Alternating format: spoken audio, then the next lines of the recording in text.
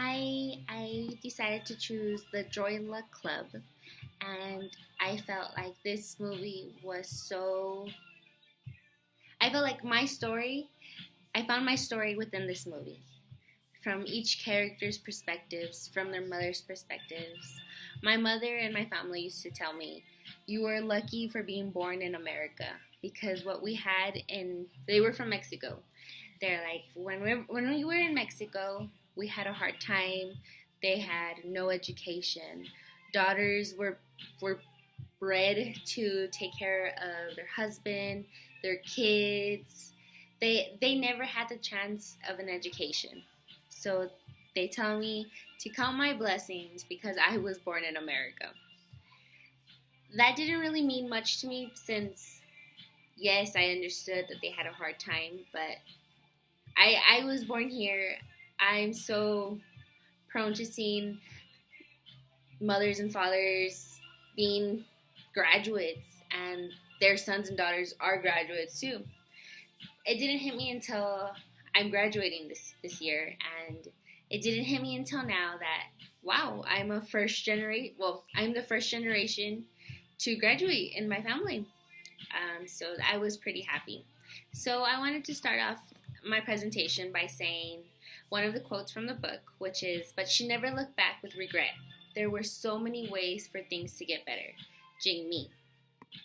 So this film, is about four mothers and their four daughters.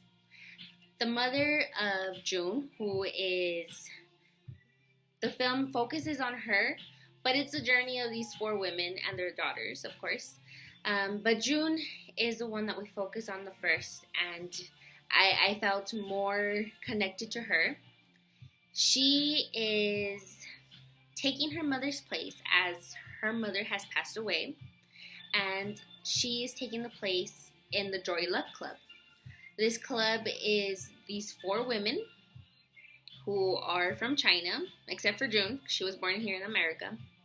And they play mahjong, and they just tell their stories, and they connect, and they use more of their Chinese culture. Their Chinese language comes out more. Their Mandarin. And it's a lovely story. They tell their stories of when they were children, how they grew up. But June has found out that she is the youngest of the daughters. She found out that her mother had had twins. And she, because of the war, had to leave them behind in China. So her mother she never reconnected with those daughters. So June finds out that she reached out and she found them. So these three other women had convinced June to go to China. She's convinced them. The women convinced their aunts. The aunts convinced June to go back to China to talk to them and talk to them about their mother. So June is given that question of or who is her mother, and she feels she is not as connected to her mother as she wishes. So the story is more of how this gap between first generation and second generation and within the same family have so much of a distance because she never grew up in a home in China. Her mother had the lack of the language of not. Her mother was more quiet, and she didn't talk about her struggles until the end. And this goes with all of these women. But these women talk and they end up reconnecting with their daughters.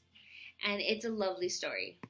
So I wanted to talk about how migration from China to the United States was during that time.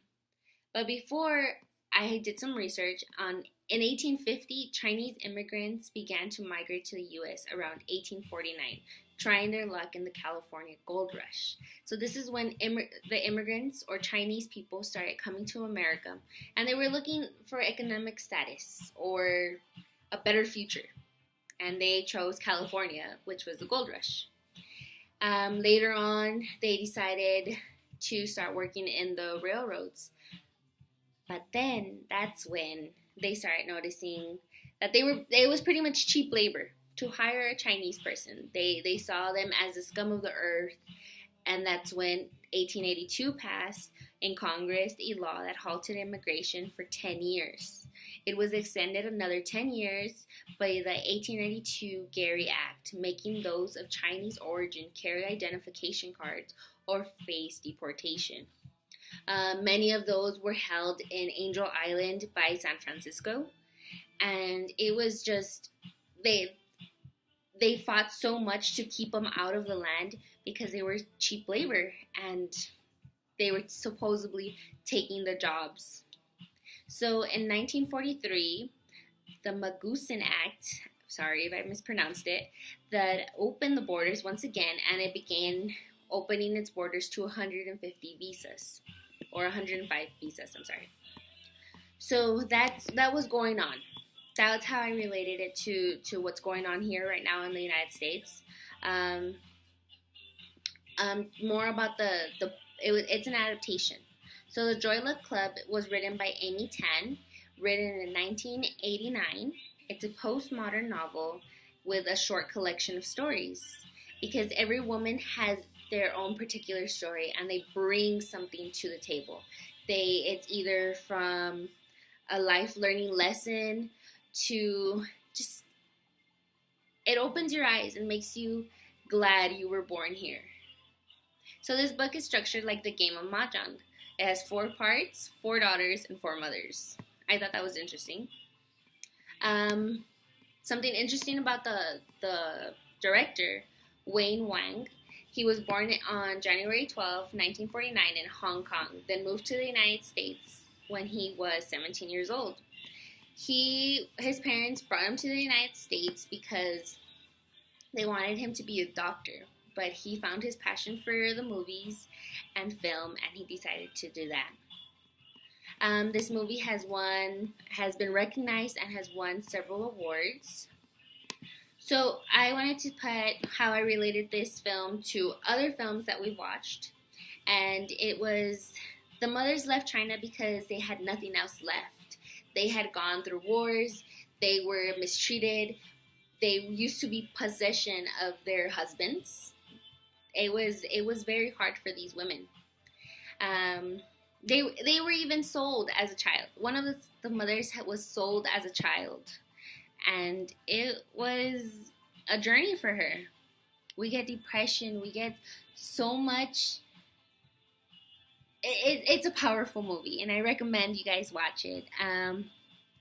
We look at the second generation immigrant, which I related to The Secret of the Grain, and how the difference between it is that in The Secret of the Grain, they depended on the first generation so much.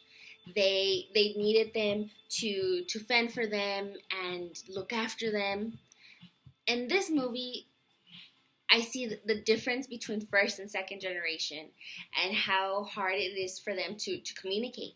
And it's a journey that they've had to do all together. So I think this gives us a little bit of different perspective towards it.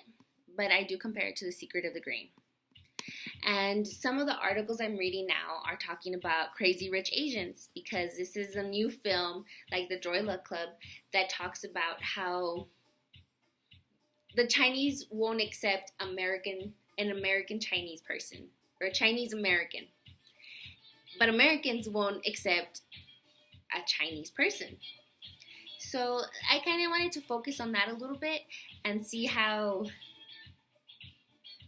the mixture, for me and myself as well, it's more of like my Mexican roots. If I go to Mexico, I can't relate to them. But then when I leave my little bubble of El Paso, it feels the same way. I can't relate to other people because they're more American than I am. So it's trying to find the middle part and being accepting of it. So this is the Joy Luck Club, and thank you very much.